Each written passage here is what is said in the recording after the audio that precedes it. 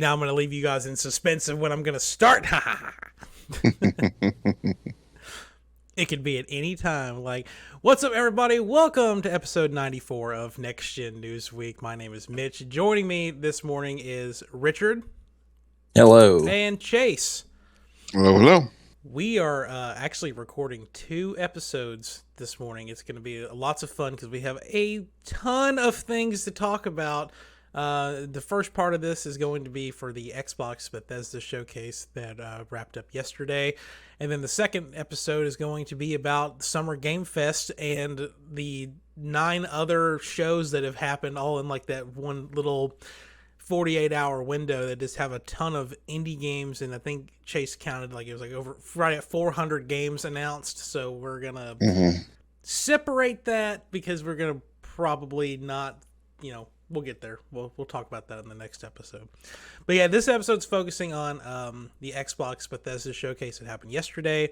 There were 50 games, I believe, roughly around that ballpark number, that were either shown off or confirmed to be coming out within the next 12 months. So before we break down the games and talk about our favorites and some controversial topics within those, just get overall impressions from you guys about what was your overall thoughts about the Xbox Bethesda Showcase. I'm going to start with Chase this morning. Well, like I said earlier, we were talking about how their big games got pushed back. Those Xbox really need to bring it with a lot of games, and I think they delivered overall, but I think still everything feels like it's still later this year and next year. There's not a lot for summer. But I think like overall, like there was a variety of games for people to play because there was a lot of stuff that like I'm just not super interested in, like online multiplayer games that they announced that I'm like, all right, that's good for you guys. But there's like at least a handful of games that I would be interested in playing. So yeah. I think the overall theme, not just with Xbox's show, but it even bleeds into a little bit with the PlayStation Showcase and then Summer Game Fest. There's like a big emphasis on like gory space games this year. Like, on all shows. Like there's when we get into the Game Fest stuff, like there's a ton of them, and then big standout was Scorn. That's like, I mean, they announced that was like one of the first games they ever announced for the Series X, so it's kind of exciting that it's finally getting ready to come out. We'll talk more about Scorn in a minute. Richard, what are your overall thoughts from the showcase? It was all right. I mean, it wasn't. I'm not a huge fan of Microsoft, so I'm going to try and keep that from affecting my opinion. There were some cool things that were shown. A lot of stuff I think that was kind of expected. A lot of what I would say is kind of like rip-offs of previous ideas that they've kind of branded as their own. But there were key moments where I had a good interest. So not a complete, I guess they did a good job for a show in the eyes of a Sony guy. Well, there you go. You got the halfway seal of approval. It goes directly to Xbox. It does not go. You get a bronze star. It does not go through Phil Spencer's hands. It does not go through Todd Howard's hands. It goes directly to Xbox itself. Oh, I thought he just spit his drink out, not the spitting on the floor. No. I thought it was great. It was not as good as last year's show. I thought last year's show was a little bit better because they had stuff that was actually exciting that was coming out this year. Like they delayed. Yeah, like the show was like, oh, here's Halo Infinite's campaign. By the way, the multiplayer is releasing like the same day, or it was like a week after like the multiplayer released, and then and they had Forza Horizon 5, which was great, and some other stuff like Psychonauts coming out. I'm really upset that the asshole that leaked that Hollow Knight Silksong was going to be here also said that there was going to be Banjo-Kazooie at this showcase, and I was lied to. And so my feelings are really hurt. Hey, there's still another chance. Yeah, there is another Xbox showcase happening tomorrow at the same time. It's like an extended showcase. So yeah. Also, just real quick, because I can't read my own show notes and I kind of just jumped past it. There was an announcement that came out right before a couple hours before the showcase, talking about how Xbox is partnered with Samsung on bringing xCloud to Samsung smart TVs, so you can now stream the games through the cloud to your Samsung TV without needing a console or a streaming stick. You can just sync a controller. It doesn't have to be an Xbox controller, any controller you want, to Bluetooth to your TV, and you can stream your Xbox games to your TV, which I think is really cool. It's really important that this is like the next step with this, and it really shows how they are prioritizing cloud gaming, and I think we're going to see more manufacturers get behind this as it goes along. And this is just before they even get their own streaming device out there. But no, let's talk about some. I think. Oh, go ahead. I think it's awesome that they're so focused on the cloud gaming before even making good games. I mean, that's a hell of a drive and a plan.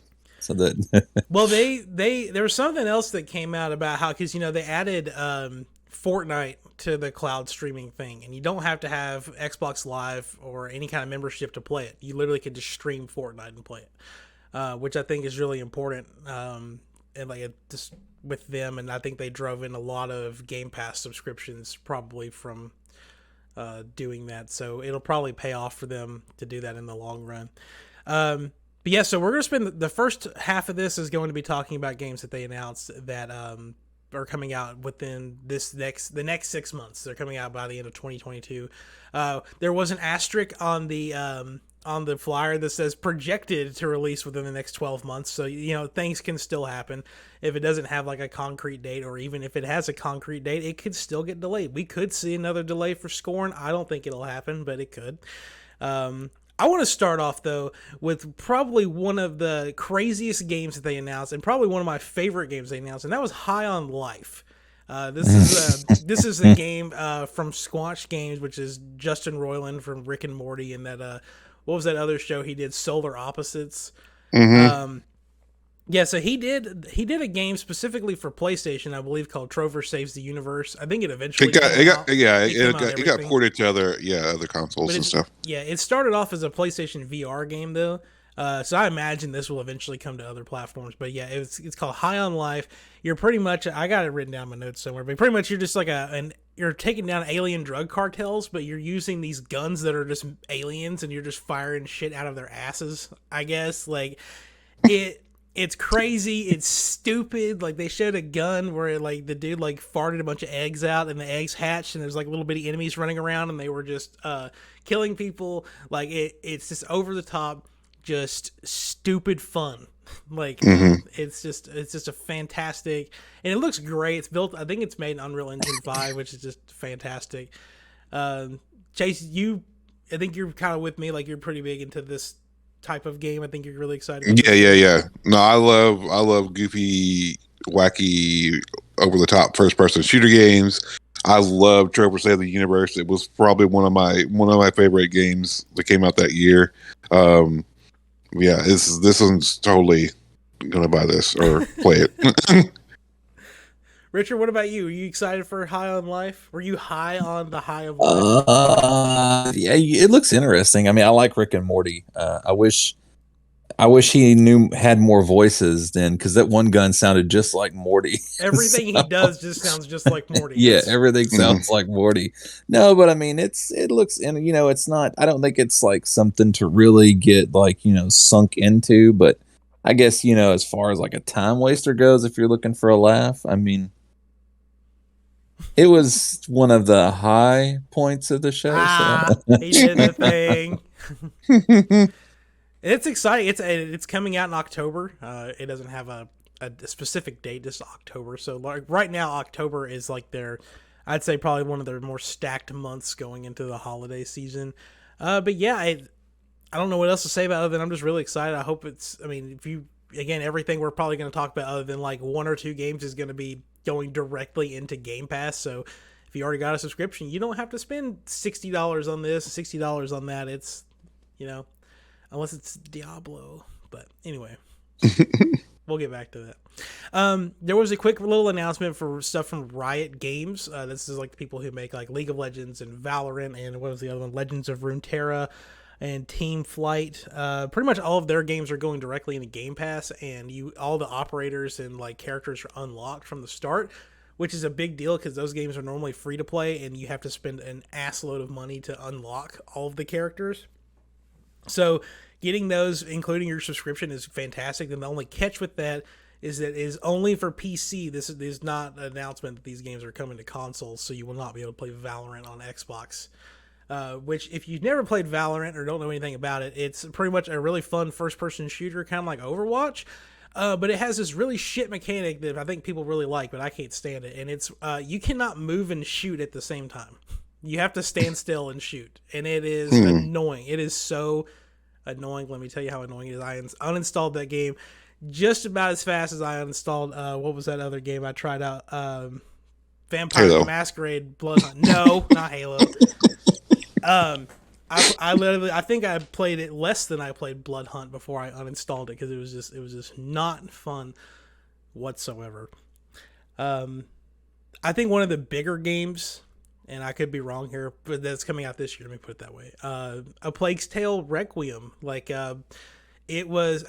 seen this game before. It's back. It's got a lot of stealth in it, which I don't remember seeing a lot of stealth in the last trailer we saw for it. I could be wrong on that, but it looks gorgeous. You can control rats. It takes place in like Europe during like the Black Death era. I can't remember off the top of my head like what that specific era is called, other than like the bubonic plague era, Dark Ages. Maybe it's the Dark Ages. Correct me if I'm wrong. Someone will correct me if I'm wrong. Yeah, I wrote down some notes about it, but I can't remember where it's at. All I wrote down was you control rats. That's what I wrote down. I think it's France, isn't it? It's France. I can't remember when the Black Plague was. It was like 16 something, I think, or 14, 14 or 16. I think it was 1400s, but yeah, like I said, it looks great. The gameplay looks phenomenal with it, and we were all wrong. It was 1346 to 1352. Why did I think that lasted a lot longer than it did? I thought that was like 100-year play. Killed a lot of people fast. Yeah. That's why it lasted really quick. Yeah. But yeah, that's coming out. Actually, an article came out this morning that said they're going to announce the release date next week, which is like, why not just announce it during your Xbox showcase? Like, that's kind of weird. Why not? Like, and we're going to tell you when it comes out tomorrow. Like that's well, like, kind of annoying. Yeah, one of the things that I did watch, I can't remember which game show it is now because I've seen so many, but they were showing a lot of the gameplay, and the reason there are so many rats is like, you can't really show what a plague looked like, and so the plague is kind of like represented by the rats. So like you see like a bunch of rats coming in, that's like just letting people know that that's all the plague is coming, and it's fast, and it's like you can't stop it. So yeah. Okay, I'm into it. Yeah. What I'm not into is Flight Simulator and segues. Well, I'm getting better at them. Yeah.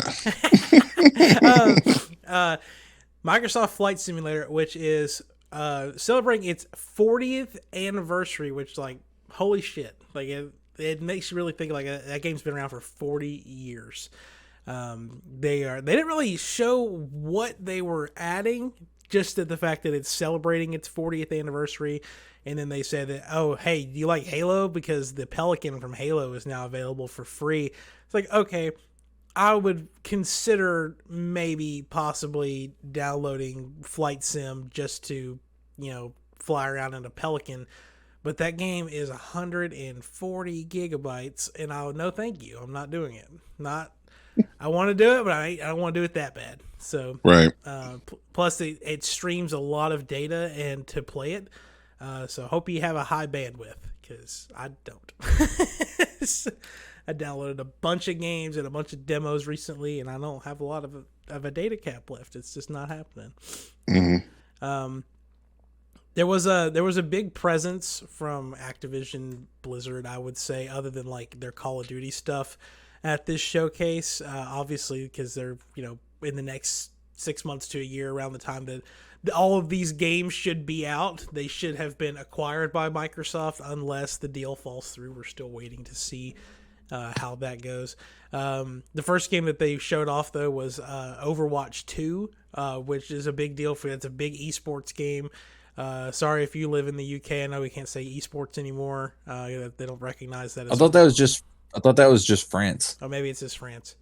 Sorry if you live in France. You can't say esports anymore. I don't know what to say, but it's a Jeu de sport or something like that. I don't. But it's going free to play, which is great because that means they're going to get in a lot more people to play it.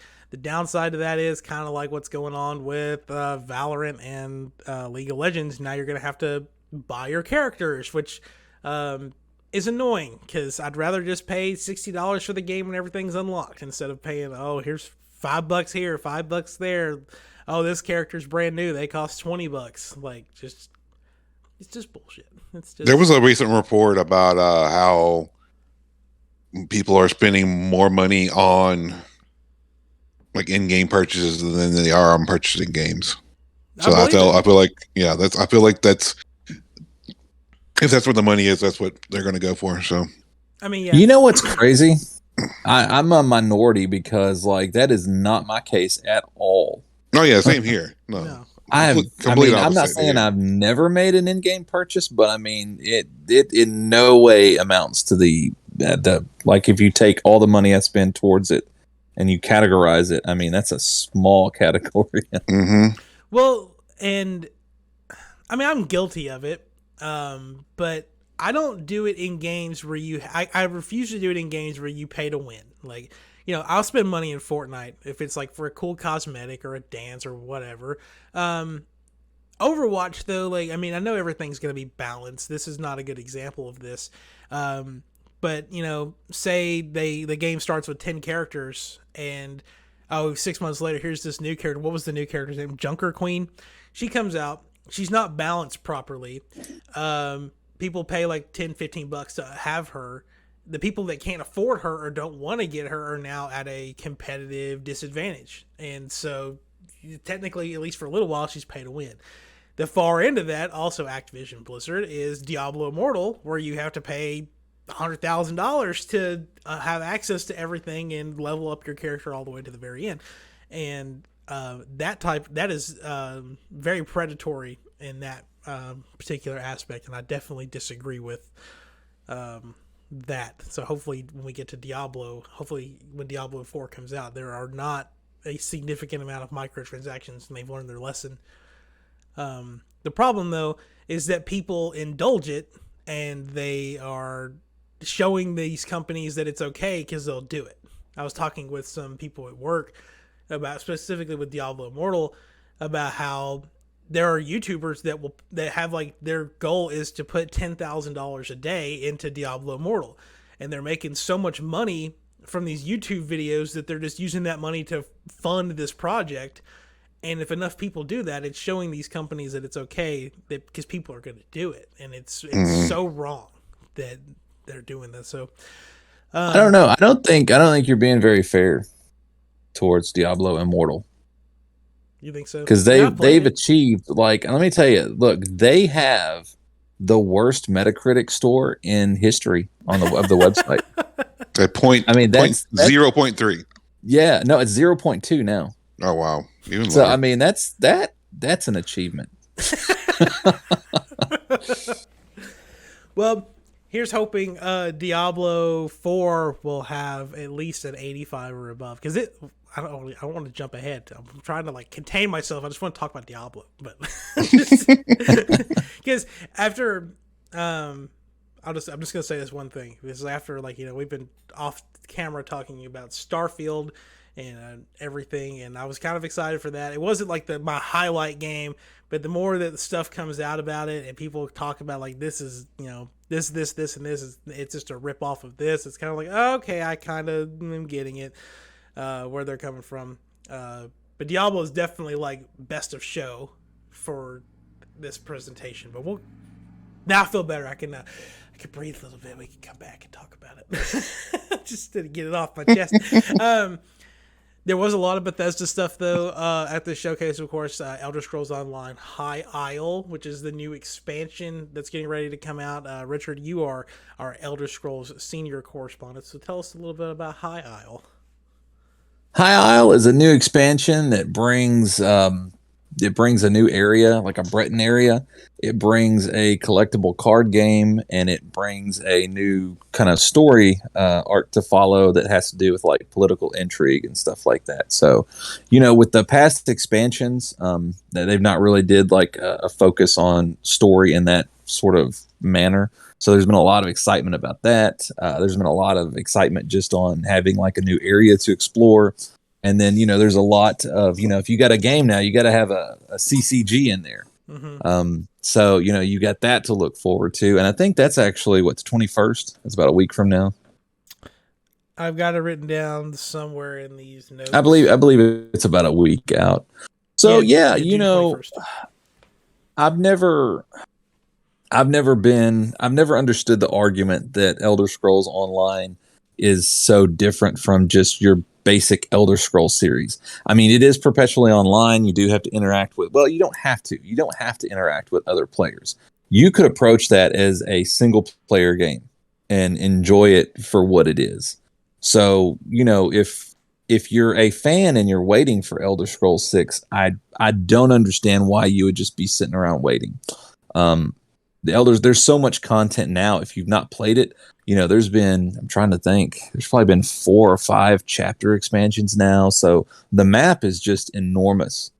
There's a little bit for everybody. And if you love Elder Scrolls, you should definitely play it. And it's probably a good time to jump in now, because usually when they have this, they have like these weekends where you can do it for free, or they have like double XP or something. So you can grind a little bit and get kind of higher tier and take advantage of that if you are interested. But yeah, there's been a lot of buzz about it. A lot of people are saying some good things, and I don't think Elder Scrolls is going anywhere, especially not Elder Scrolls Online. What about? I know you hate it, but I don't hate it. I just can't get into it because I don't like this type of game. You jump into it a little late or a lot late, and you're gated off from doing a lot of stuff unless you want to just pay a bunch of money and get everything unlocked up front. That's how it was whenever I tried playing with you. It was like you gave me the starting game, the gold. You were doing something that was in an area that I didn't have access to, and it was like, that's true. And so, which you can buy those expansions, or if you're if you subscribe to the service, I think it's like $15 a month for Elder Scrolls Plus or whatever. All that stuff is available for free. Which I'm kind of, I thought Microsoft, if you're a Game Pass, I think you should get the premium for Elder Scrolls Online and Fallout 76. I think that should be included. Isn't the Fallout one on there? Not that there's a premium. No, the online Fallout 76, the online version. It's kind of like Elder Scrolls Online. They didn't call it Fallout Online. It's Fallout 76. Yeah, but it wasn't there's a premium thing called Fallout 1. Wasn't that what it was called? I think it was. Is that included Game Pass? I think it is. I'd have to look into it. I tell you, I mean, if they were to include that perk on Game Pass, as far along as I am on Elder Scrolls on my PlayStation, I would swap over and start over again. I really would. The good thing, and I probably won't happen because of how old Elder Scrolls Online is. But if they ever decide to do like a full-on sequel, like an Elder Scrolls Online 2 or anything like that, we're at a point in games now where everything is going the direction of cross-play and cross-progression. So if you wanted to migrate platforms, your characters would hopefully move with you. Bringing it back to Diablo because it's relevant. So Alex and our friend Ty they started playing Diablo 3 again because they're just tired of playing Immortal. So kind of like in the same vein, like the download for like the starter game was free, so I was like, I'll just play a little bit, and then I immediately got in there and they were like, you can't play with us because you don't have at least the Reaper of Souls expansion. I was like, oh my god! So they ended up dropping $30 on it.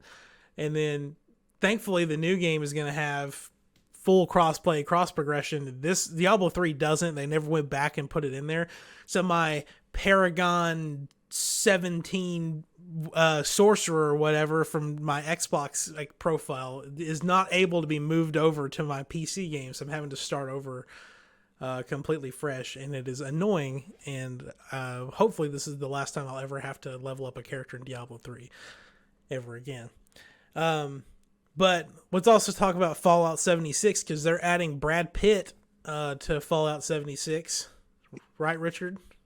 Misinformation. They're adding the pit. I can't remember. I think the pit was an expansion to Fallout 3, I believe. I think that's what they said, yeah. So, they've kind of Fallout 76 had a rough start, kind of like Elder Scrolls Online. It didn't really feel like a Fallout game.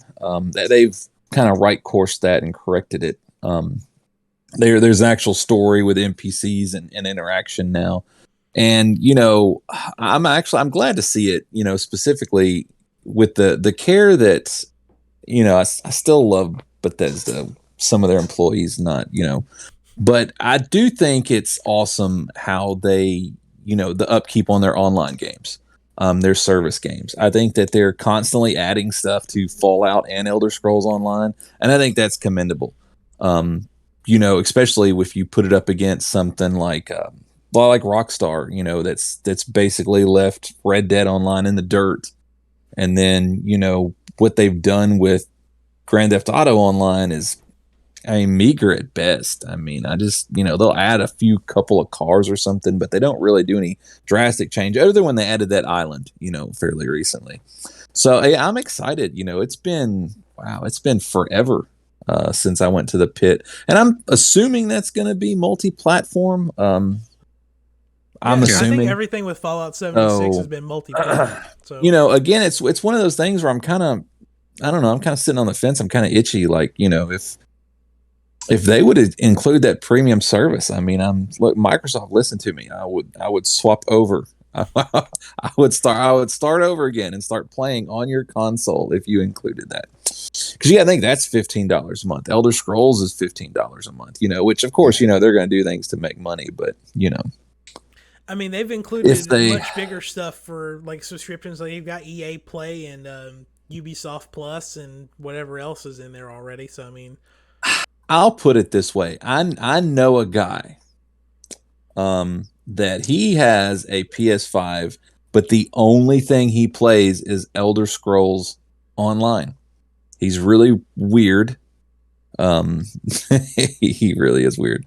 I don't know. I think I might have talked about him off show or something like that. I don't want to talk about somebody like that I play online with, but he's an oddball. But I know if they did something like that, he'd probably sell his PS5 and get an Xbox, because that's all he plays. So, unless there's only one of him in the world, that might be a selling point to pull people like that if they were to include that in their subscriptions. But no, I'm excited for the pit. It was awesome way back when, from Fallout 3, and I've always loved the Fallout expansions. They're kind of quirky, and Fallout's definitely, I do enjoy Fallout more than Elder Scrolls. So I'm excited to experience it. I got to jump back in. I hadn't played 76 since before they even did the NPC stuff. So I think I've been avoiding it because I know once I start, it's like, oh man, that's going to be a deep, deep hole. Mm-hmm. So I bought the Steelbook edition from Walmart, and it's one of them games where I played it for all of like an hour, and I was like, this doesn't feel right, like because they released Fallout 4 and then they went directly to, I think I don't know exactly when Elder Scrolls Online came out. It may have came out after Fallout 4, but to me the jump went from Fallout 4 to Fallout 76, and it was just like it didn't feel right compared to like what I just went through with Fallout 4. So I've been having like an itch to play Fallout 2, so I may actually try 76 again.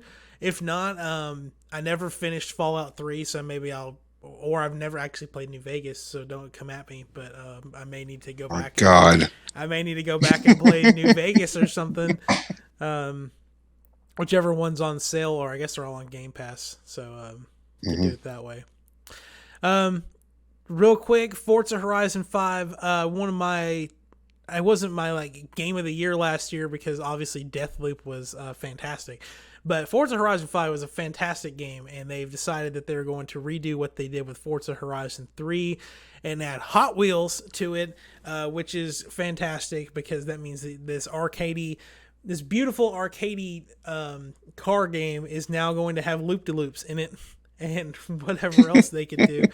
And I would not be surprised if I had heard originally they were going to do a Lego thing like they did with Forza Horizon 4, which was even funnier because it's just all these brick cars. It was great. It was a great time. So I would be like, you can just have Lego cars on Hot Wheel tracks. I could see it. Let's do it. That's coming out. I'm losing track of where everything is in my notes. So it comes out in July 19th, I believe. So that's not too far away if you're a Forza. Oh my God, a Forza fan playing Forza. I'd say, yeah, we kind of already briefly talked about it, but like one of like Xbox's biggest games coming out towards the end of this year is Scorn. It was announced back at their summer or their whatever it was called, third-party showcase before the Series X even came out. It's coming out on October 21st. It is like this H.R. Geiger-esque body horror first-person shooter. It's been out on Steam for a long time, but like it's always been like in this beta phase, I guess, and now it's officially coming out. There's like a massive, like a big, like 15-minute gameplay demo you can watch if you want to. It looks horrific, but in the best way possible. The guns, they all have kind of like High on Life. They all have like weird little things about them. Except this time, instead of it being like, oh, the guns are just like aliens where they're like just shitting bullets out of them, like you have to like pet the gun and then it'll release like a bunch of eyeballs and you put more eyeballs in it and that's what it shoots. It's like weird stuff. The trailers start with him like pulling an umbilical cord out of his stomach, and it was like, oh, what? We're starting off strong and disgusting. With this game, is this a type of game either one of you would even consider playing? Yeah, I'm definitely gonna check it out. Are you talking about Scorn? Yeah. Okay, of course. Okay. And it's not a game for everyone, so I was just curious if that's something that y'all were going to. No, man, it looks like a Tool video, man. I'm down. There have been a lot of comparisons to it looking like Tool music videos. Yeah, it's like a Tool video. So I'm into it. Again, any game I can just use my current Game Pass subscription to play instead of having to drop $60 on, it's great. So, oh man, it'd be cool to like just completely turn down the music of the game and then listen to Tool while you play it. I'm sure you can do it. That'd be my thing, man. It's gonna be awesome. Mm-hmm. This next game I have kind of mixed feelings about. I think this was one of the weaker. The next two actually are, sorry, God, looking at the way I have this ordered, these three games I'm about to list off. They're all weak. It's Xbox. I can't contest you because you're not wrong, at least with these next three. Gunfire Reborn. It's like a first-person roguelike shooter where everybody's cats. That game... It's got like a cell shaded art style. It does not look very appealing. Thank God you don't have to really spend money on that. The next one I think is probably the worst game they showed off, and that is As Dusk Falls.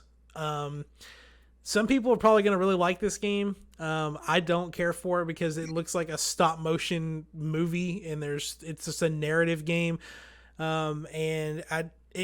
Someone else on YouTube said this, and it kind of made me feel the same way. Where like watching the trailer gave them motion sickness because of the way that the characters move. Where like it'll be like somebody like in a static position, and instead of them going from point A to point B, it's like they just, I don't know how to describe it. It just looks weird, and it just almost like a right. Fade progression. Yeah, I guess that's what I would. I just made that up, but that's what I would call it, a fade progression. I get what you're saying though. It's like a stop motion movie that's missing frames. Like it's just weird. Yeah. They showed on one of the showcases that like each scene or each like image is like hand painted. I mean that's cool. I respect it. But and like I thought that was a really cool art style. Yeah, and then they showed each choice has consequences, and there are I think they said like 10-ish endings. to the game. So They didn't really iterate on it, but they said you could play that game with 8 people online. Like, how does that work? I have no idea. Like I did see that too. I was like, that's weird. You're all just You play with your buddies, and then one of them makes a decision you disagree with, so you never talk to them again. Because they ruin your game. In a similar vein, but also a little more easy on the eyes for me, it was Pentiment, which is also people kept like talking about this guy Josh Sawyer, and like he works for Obsidian. People are like, oh yeah, this is Josh Sawyer's new game. Like, first of all, who the hell is Josh Sawyer? Secondly, okay, it's Obsidian has like 5 games in development now, and I feel like if they would all just focus on like 1 or 2, we'd probably get somewhere, because they've got Grounded, which we're going to talk about in a second, that's finally coming out of early access, but they've got Avowed and the Outer Worlds 2, and they have another unannounced project, and they've got this Pentiment game. Like, just focus on a couple, we get them all out, like. But anyway, Pentiment, it's a side-scrolling narrative driven game. There's no combat. They didn't really show any like platforming. It looks like you're just walking around talking to people, and no thank you. Like, just nothing to really keep me interested. If like, I mean, the story might be great, but like, I will fall asleep if I'm not doing anything to keep my attention. Yeah. No, Pentiment looks amazing. I can't wait.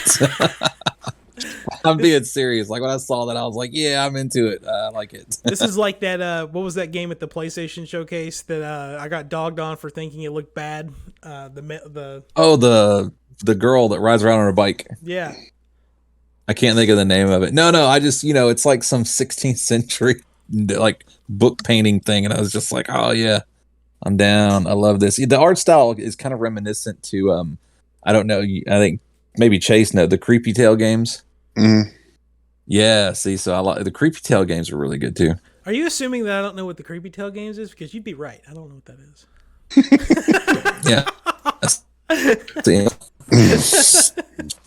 If it's like any kind of indie artsy fartsy thing, Mitch, you're not there. I'm not. I have such a hard time with those games. Like, we get into the second part of this, or the second episode we're doing, where we're talking about all of them, like indie directs and everything. Like, just my attention span's just shot through the window. Like, don't ask me, because I'm just like, I look like Boo from Monsters Inc. when she's like looking like all just stoned. You know what I'm talking about? Or just like tired. That's just me. If it comes to anything with indie games, really. The only thing that bothered me about Creepy Tail 2 is there's a puzzle that I don't. Not Mitch. Chase, have you played Creepy Tail 2? I don't think I played it, but I know what you're talking about. Man, like the only way to solve the puzzle, you have to kill the king's daughter, and she's like a little girl. It's horrible. It's I remember sitting for like an hour trying to figure out another way, and there isn't another way. And it's not that you directly kill her, it's just the actions that you take. If I remember correctly, like it causes this rock to like bash her in the head or something. And I was like, no, because you're supposed to be trying to save her. So it's a wild story. No, thank you. I mean, I'd do it. But it's got similar kind of art style that Pentiment, not exact same, but similar. Okay. Next up was Grounded. Richard, you've played Grounded before, haven't you? Didn't you play the early I've access? not. I downloaded the early access on my Xbox, but I never got around to it. And now it's like, I mean, every day, it's one of those games where like you wake up and you're like, I'm going to play Grounded today. And then that goes on for months. Now I'm kind of like, well, do I play it now or do I wait for September? Yeah, I would just wait. It looks awesome. I want to play it.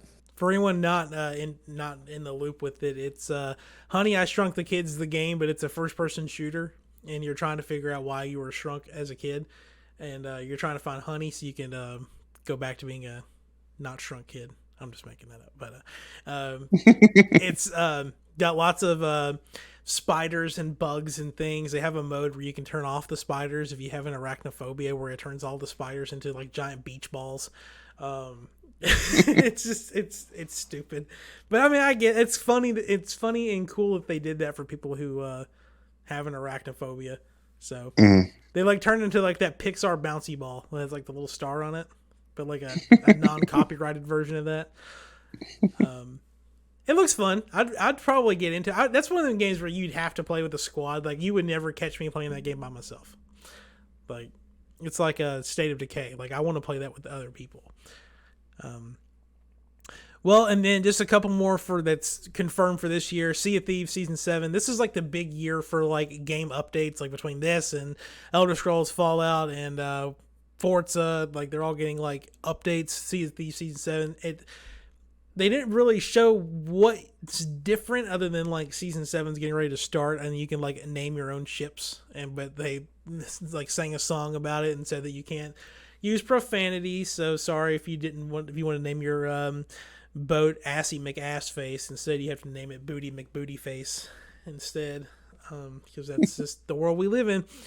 And then this is kind of like a big one. The Persona games, Persona 3 Portable, Persona 4 Gold, and Persona 5 Royal are all coming to Game Pass, with Persona 5 coming out on October 21st. So it's 3 pretty big releases for Xbox this October. I didn't really hear a lot of people asking for Persona to come to Xbox. There was a lot of people asking for it to come to Switch. And guess where it's not coming? It's not coming to Switch. It's not coming to Switch. It's kind of sad, to be honest with you. There's a lot of people that were asking for that, and I feel bad. But yeah, they're releasing these not all at the same time. But yeah, all these great long-ass JRPGs are coming to Xbox finally, for more people to play them, which leaves up in the air what's going to happen with Persona 6 whenever that's finally announced. Is that going to be a PlayStation exclusive still, or is that going to finally bridge the gap and go cross-platform with everything? Because their other series don't do or they do cross-platform. They're not like exclusive. Like Shin Megami Tensei, that came to PlayStation and Switch, right?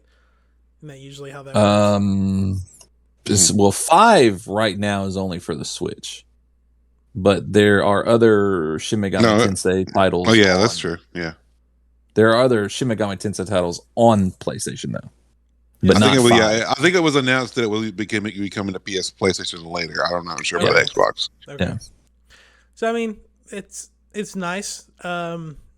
I would, you know, what would be cool though. Like, I mean, I would love to play SNT 5 again, or finish it, I guess, because I never beat it on a more powerful console that doesn't chug to play it. Yeah, that's true. I think that's part of what turned me away from it, to get away from Persona. But I always wanted to play Persona 5. It's like in my whatever version comes with the PlayStation Plus collection is available. Like, it's staring me in the face, ready to be downloaded. But it's like, I don't know if I can just make time to play that, because it'll be one of them games where like I'll either get really hooked into it and I'll like only want to play that for forever, or I won't be interested in it.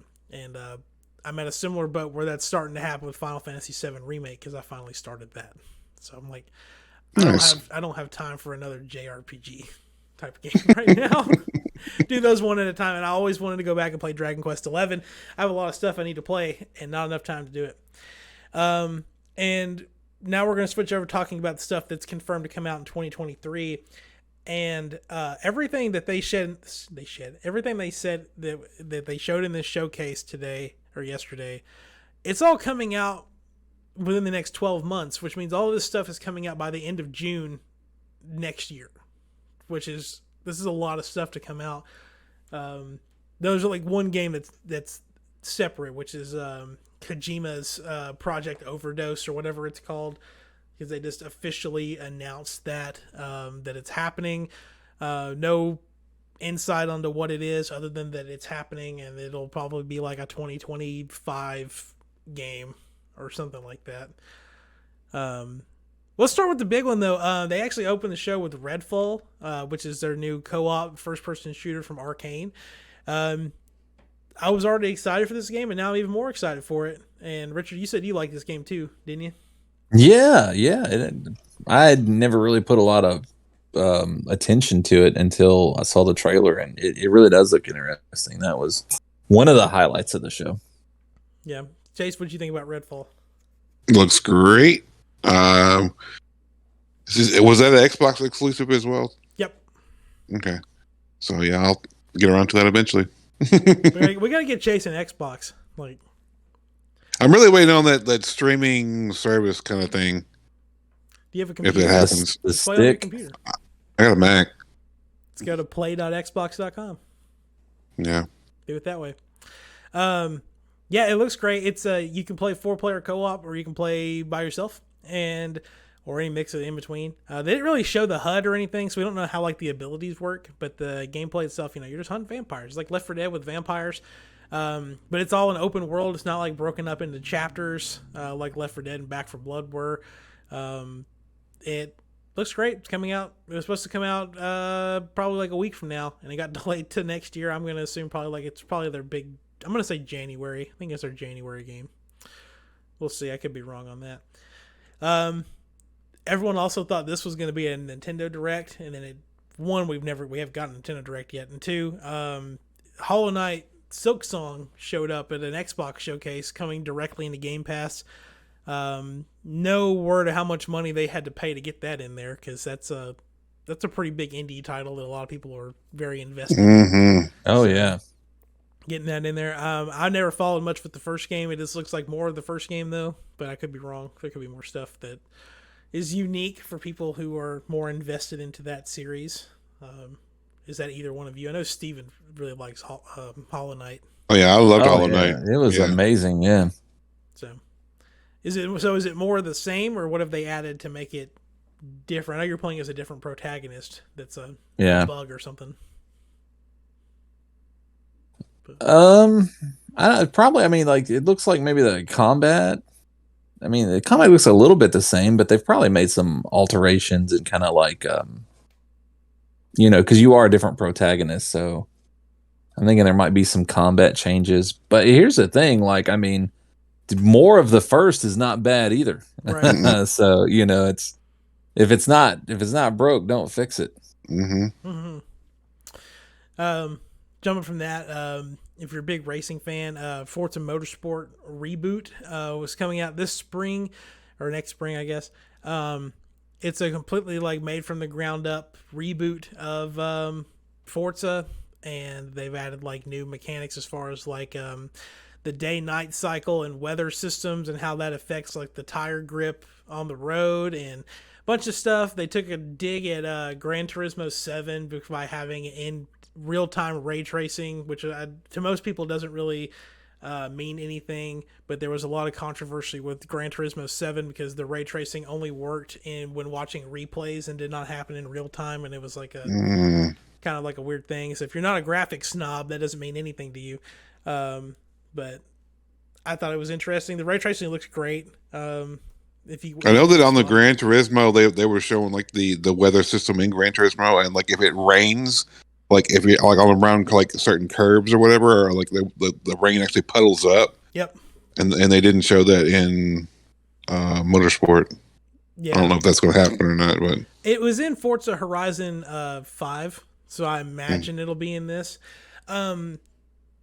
But it's just I'm going to transition to something else from this, but just one question. Graphics wise, what did y'all think about Forza?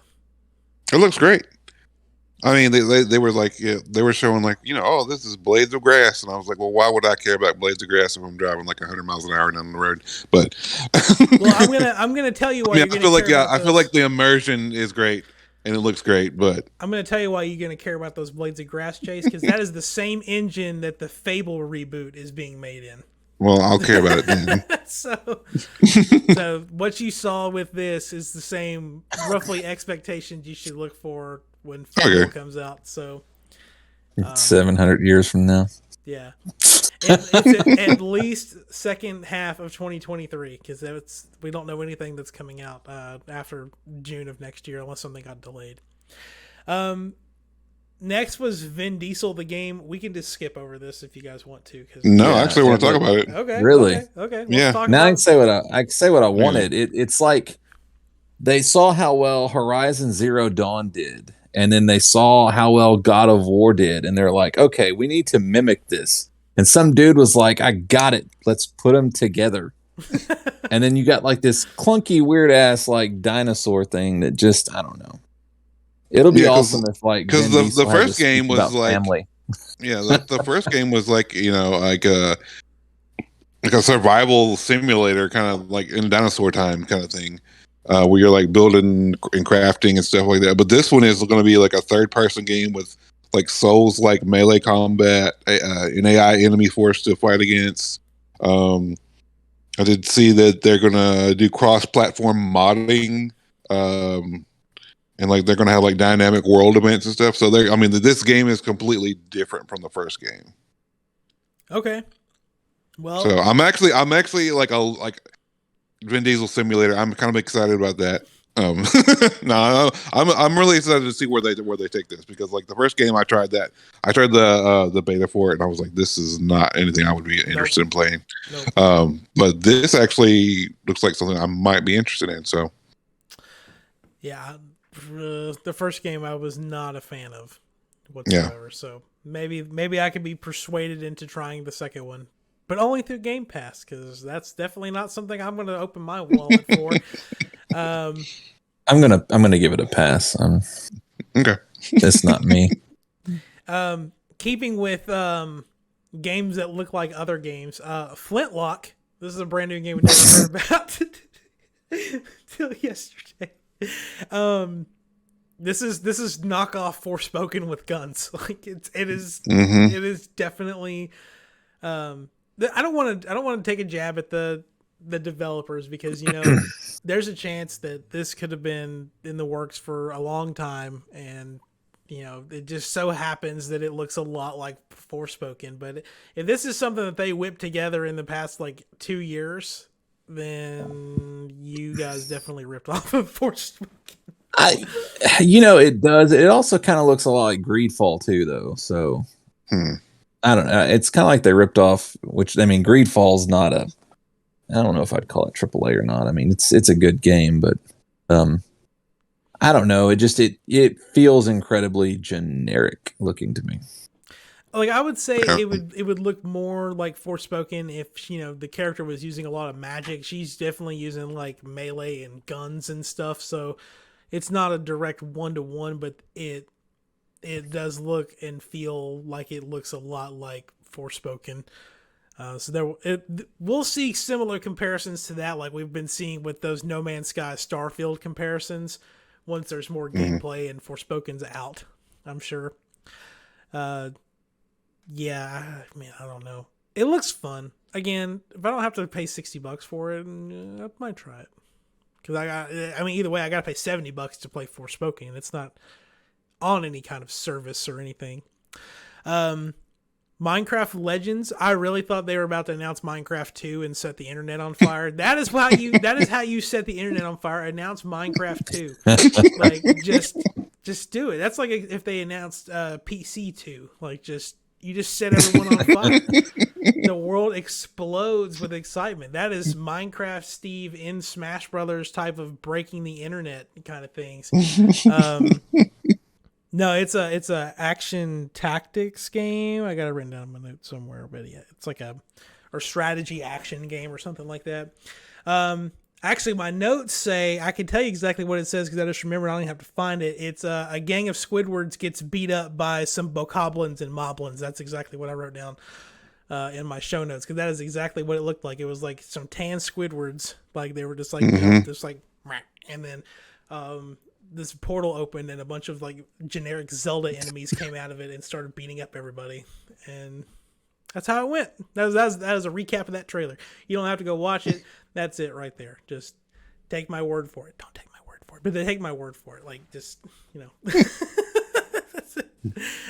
What are y'all thoughts? What do y'all think about Minecraft Legends? Something new, interesting that you're excited to pick up, or is it a skip? Or get skip from me? Oh, no, man. I'm gonna play it. I've been on a Minecraft kick like here lately. I mean, like I played it yesterday with Maddie because that new the Wild update hit just a few days ago, which added there's like a new biome underground. They put frogs in it. There's been some new stuff added, so we created a new map to like mess around with it. And yeah, I'm always down for Minecraft something. So you said, yeah, I'll. You said they put frogs in it, and Chase's smile went like. They did. You got frogs now. And Do like the frog games. You can breed them. Maddie's got like a little frog sanctuary where she's got like at least like 30 frogs in this stone temple that she's built. So, and it's weird because like you know how you breed animals in Minecraft. You know, you give them whatever food they're supposed to eat, and then they kind of like bump faces and little hearts come out. The frogs do the same thing. They get the little hearts and they bump faces, but then one of them will go to the nearest source of water and lay fish eggs down there. Oh, that's cool. And then they go from fish eggs to tadpole to frog. There's like a whole, you know. So yeah, the frogs are pretty neat. They added a little extra depth to that creature in that game. I'm glad that frogs are finally getting support and the light that they deserve in video games. Next up, Lightyear Frontier. It is I don't know how to describe it other than it's just like some kind of mech game, and you harvest crops. And David said he's really excited for it. So, I mean, I am too. I'm gonna play it. It's a Mech Warrior and Stardew Valley, man. Mm-hmm. Not for me. I love those farming sims, though, man. It's so relaxing. You know, you can just like you know, the not thing is, think like, about anything. Just grow your crops. If you think about it, though, like we all played Animal Crossing, right? That game was very chill. You know, it's got some very beautiful music in it. Imagine this game having really beautiful music, but it's constantly interrupted by because it's your mech walking around, and all of a sudden you don't get to hear that great music anymore. And yeah, I don't know. You could probably turn down sound effects level all the way down, and not worry about that. Probably, but I don't know. I'm excited for people that are excited for this game. It is just not a. I mean, look, it's right here. It's a non-violent game where you'll be exploring distant planets and building farms on them. I mean, that's it in a nutshell, right there. I like it. No Man's Stardew Valley. Yep. This next one, you know, I don't play a lot of like indie type of games. You don't say. Sometimes though they kind of click with me a little bit, and I'm definitely gonna give this one a try. It's called The Last Case of Benedict Fox. It's like a gothic horror style Metroidvania game. Definitely piqued my interest. I love gothic horror, so definitely going to be checking that one out. And I, you know, last year was all about trying out new genres, and I finally tried out a Metroidvania type game with an actual Metroid, and really enjoyed Metroid Dread. So I'm more versed in this genre. I'm learning so much about myself because, you know, before Dread, like I never played a Metroidvania, then maybe like an hour of like the Castlevania Anniversary Collection or something because I'm a baby. But no, I thought it was great. What did y'all think about The Last Case of Benedict Fox? I'm definitely playing it. Yeah. Yeah, day one. It's like it's H.P. Lovecraft something. It has to be. Yeah. Because they use that classic naming convention, that, like The Last Case of Benedict Fox. Like H.P. Lovecraft, trying to think of the name of the story. It's like the peculiar case of something. So they borrow that a lot for games of that theme, and I'm always down for a Lovecraftian type adventure. So yep. It's like your character's got like some kind of spirit or demon like helping him out or something. That was like what I kind of got from the trailer. So like you kind of it's probably an elder god.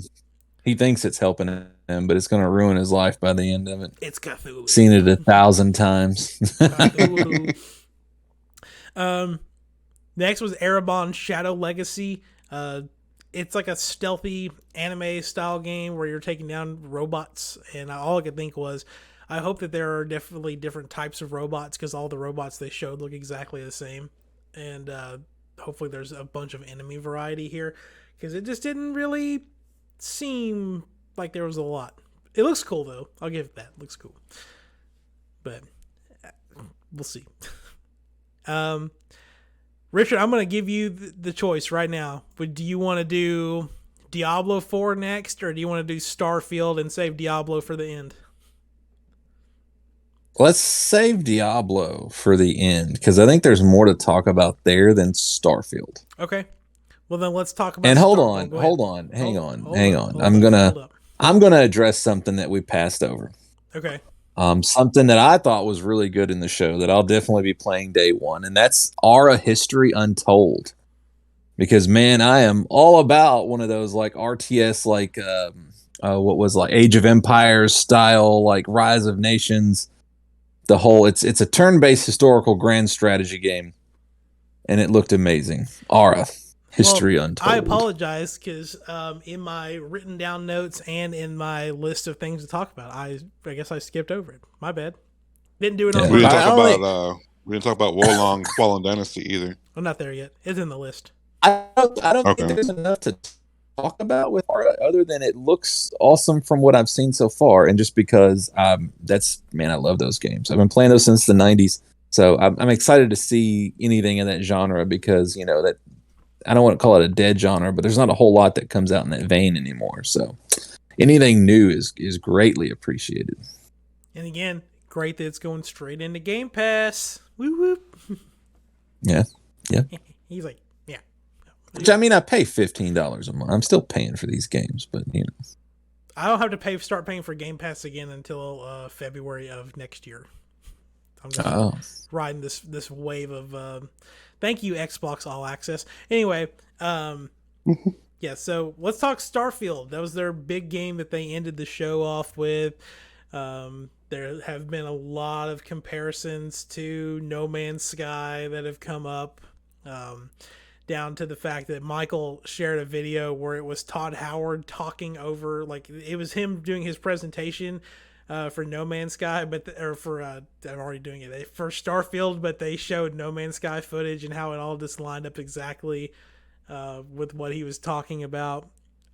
I'm still intrigued by it, but my hype level for that game wasn't always at the highest point, but it feels like it's gone down a little bit. But I know Richard has some stuff to say about Starfield. I mean, it looks like garbage, and I'm saying this as a Game Pass subscriber with an Xbox. So I mean, when it comes out, I'll be able to play it for free. I'm not play it for free. You know what I mean? I'm starting to talk like Mitch. I'll be able to play it, without having to shell out $60. I mean, it looks so hollow. I mean, it really does. I mean, there are aspects of it, like the whole base building thing. I mean, the bases look exactly like No Man's Sky. They got like the little round structures that are kind of like pods, or the square. There's so much about it that I feel like I've seen it before, in terms of base building on planets and stuff like that. I've already got that from No Man's Sky. The ship customization where you can build your own ship, I mean, that's a cool idea. And I think it depends on how robust that feature is. But, again, that's actually something I've already had in other games, like Starbound. Starbound is it looks a lot like Starfield, just, in the more of a 2D 16-bit sort of way. So, there's nothing there that I'm seeing that's really pulling me towards it. You got like the same kind of lifeless people that you see in both Fallout and Elder Scrolls. And I don't know. I don't know. It looks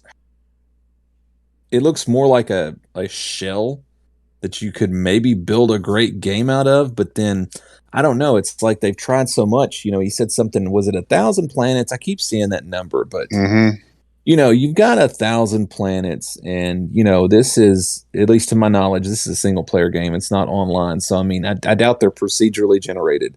It's probably gonna be the same 1,000 planets that everybody has access to, but and a lot of people's already been talking about this, that more likely they're just going to be resource nodes. There's not going to be some grand adventure to happen on all 1,000 of these planets. I think that's kind of unrealistic scope wise, even though they've been working on it for so long.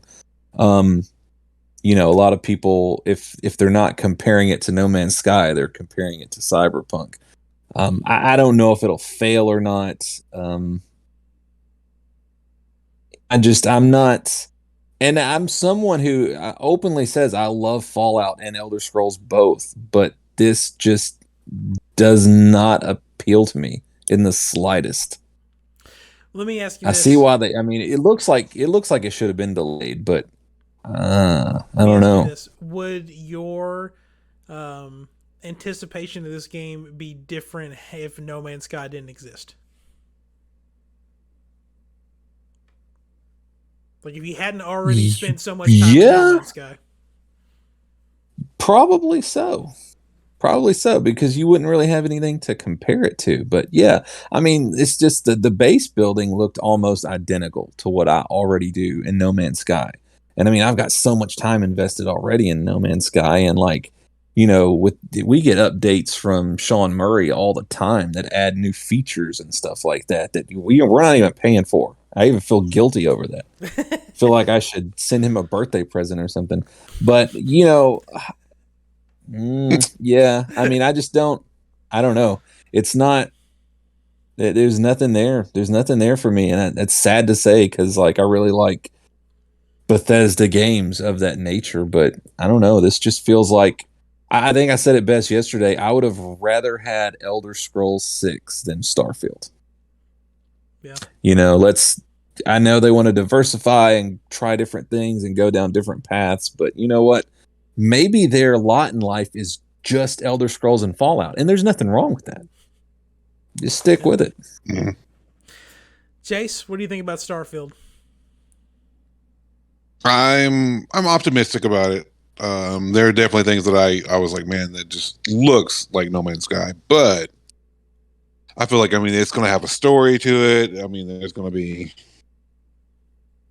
a lot of, I mean, there are going to be definitely a lot of differences. Well, I do worry about them just like, I mean, it's saying, there's 1,000 planets. Like, I mean, what good is 1,000 empty planets if there's nothing to do on them? Other than, I mean, just riding around on your spaceship, maybe building colonies, I guess. I don't know. I don't know. That's like, what's better than 1,000 empty planets? 1.9 quintillion empty planets. There's a comparison no one's really making, and I've never played it, so I'm curious. But like, Obsidian, they've kind of gone their way of making, like, I mean, they did Fallout New Vegas. They did the Outer Worlds, which was kind of like a Fallout in space. No one's really making those comparisons that Starfield's a lot like the Outer Worlds, which I think because so the Outer Worlds is, even like, not going off gameplay, just going by trailer alone. The Outer Worlds, it felt like characters were alive. They had these dynamic personalities. There was like this sense of adventure and intrigue and sort of like this tongue-in-cheek humor. There was a lot of character to Outer Worlds that I didn't see in the Starfield trailer. It felt very clean and surgical. Okay. Mm. And Outer Worlds is not like open world games. They're just they're kind of like a big open area games on certain planets. So you can't go like anywhere in the area. It's just kind of like certain areas you can go to on each planet. So okay. Yeah. Well, I'm sure we'll hear a lot more about Starfield coming out in the next couple of months. Maybe we'll get some new stuff that separates it from the pack of other open exploration, spacey type games. We'll see how things go. We're going to kind of breeze through a couple of these real quick because we're running a little bit over on the time for this part of the episode. So we'll just kind of go through some of these. Ravenlock, I thought this was probably one of the best games that they showed also. It's like a Tim Burton Alice in Wonderland type thing with like pixel art but not pixel art. Looks fantastic. What did y'all think about that? I know you kind of said the art style kind of looked goofy yesterday. I think that's what everybody said, right? But like in a good way. Mm-hmm. Yeah. Yeah. So, no, Ravenlock was awesome. Yeah, that looks good. Yeah. Annapurna's game Cocoon. When they first said Annapurna come on the screen, I was like, okay, so PlayStation gets a cat game from Annapurna. So how funny would it be if Xbox got like a game about dogs? And then later on, there's like a cats versus dogs game, kind of like the movie. That'd be cool. But anyway, Cocoon, you're pretty much playing as a moth. Is it a moth? I don't know. He looks like a moth. I'm not sure. It's like a puzzly type of game. This is the new game from the creators of Inside and Limbo. Okay, so they announced that I think a few days ago, but they didn't announce what it was, and then at the Xbox was the official announcement of what it is. So I'm excited to play that because those two games were incredible. Yeah. I'm there, but man, I'm not getting the same vibe from Cocoon.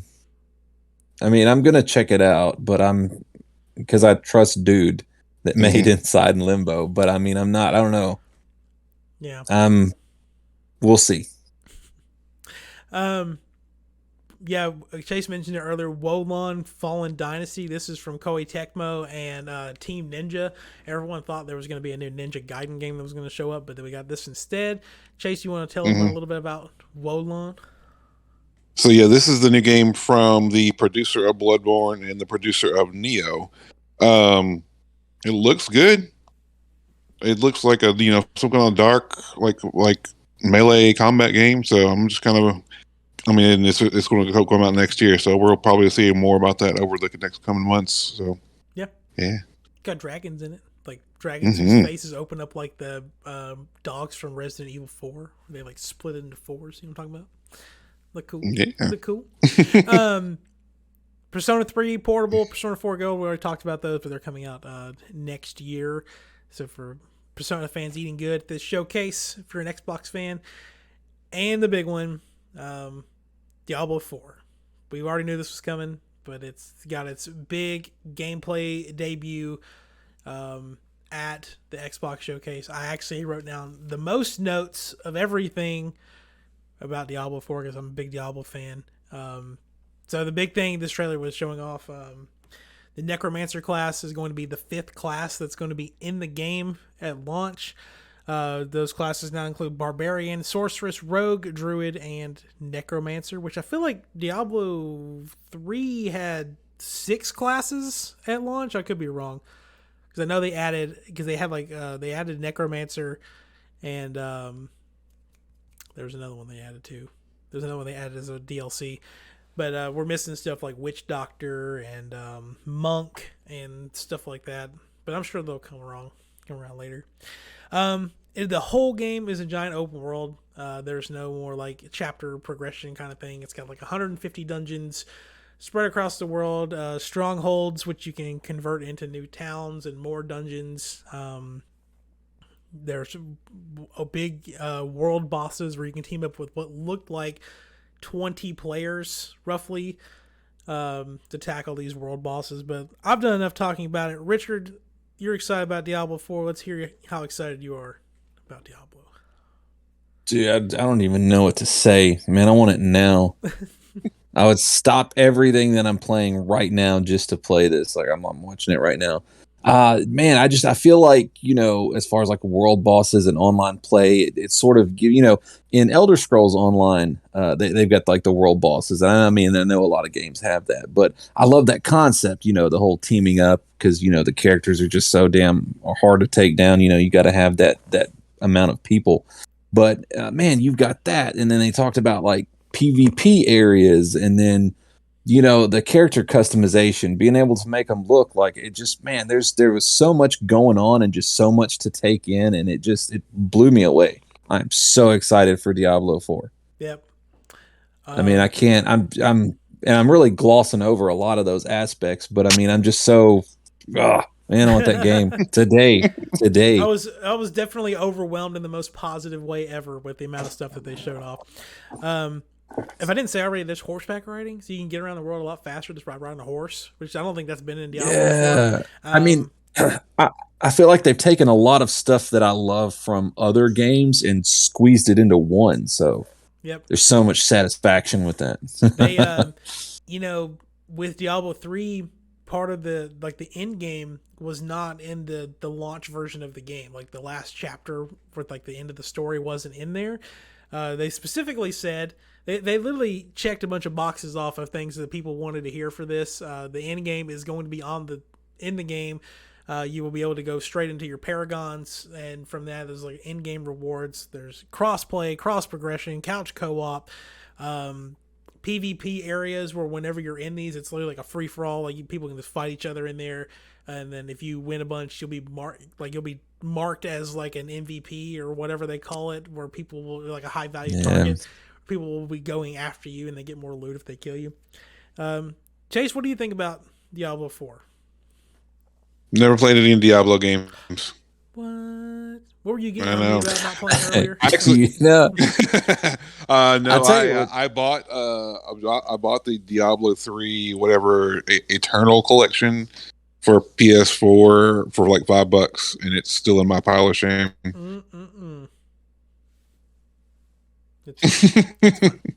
I know. I'll like if I get into it, I'll be sucked into it for like many hours, and that's probably one of the reasons I haven't started it. So, I mean, yeah. I'm curious how that one dynamic's going to work with that, because I saw it that you like get labeled as a champion or something like that. But like in these open PvP areas, is it kind of those things where like the moment you get the crown, like all of a sudden there's like 20 players running after you? Yeah, you're just like, oh shit. It's like poor comparison, I'm sure. But there's a mini game in Fall Guys where you get like a golden tail, and everybody knows that you have the golden tail. Yeah. They're trying to chase you down and get it from you. It's like the same thing. Yep. Yeah, I'm super excited for this. Like I said earlier, like I just bought Diablo 3 again just to play through it because I was kind of let down by Immortal. And so now I'm trying to get caught up to Alex and Ty because they play without me. So they're like level 70 now, and I get in their games. They kill a couple enemies. I go up like 6 levels. It's great. So working on my witch doctor again. Just going up through it. But yeah, that was the Xbox Bethesda Showcase. There is an extended version with different or more game announcements happening tomorrow. We'll see about live streaming it. I'm off finally. It was not off through any of these presentations, which is upsetting. I would really like for Nintendo to do a direct tomorrow instead, but that might be June 29th, I think is the rumor now. So maybe a little ways off for a Nintendo Direct. But yeah, overall, I mean, we were talking about overall thoughts. Like if you gave this a letter grade, I'd say I'd give it a B. I think that's what I put in a poll somewhere. Give it a B. Yeah, B sounds good. I'd give it a B. Yeah. So B for bad. No, no, I mean I'd give it like, okay, here I'll say it this way: if the reason it got a B is because of Diablo 4. If that had not been a part of the show, it would have gotten a much lower score. All right, well, that's going to do it for this episode. Stick around. We'll be going straight from this into our Summer Game Fest, and how many other shows were there? 1, 2, 3, 4, 5, 6, 7, 8, 9, 10 other shows. Oh my God. Anyway, that's coming in a separate video. So stick around to Next Gen Newsweek for more Summer of Gaming 2022 coverage. Thank you, Richard. Thank you, Chase, for joining me for this episode.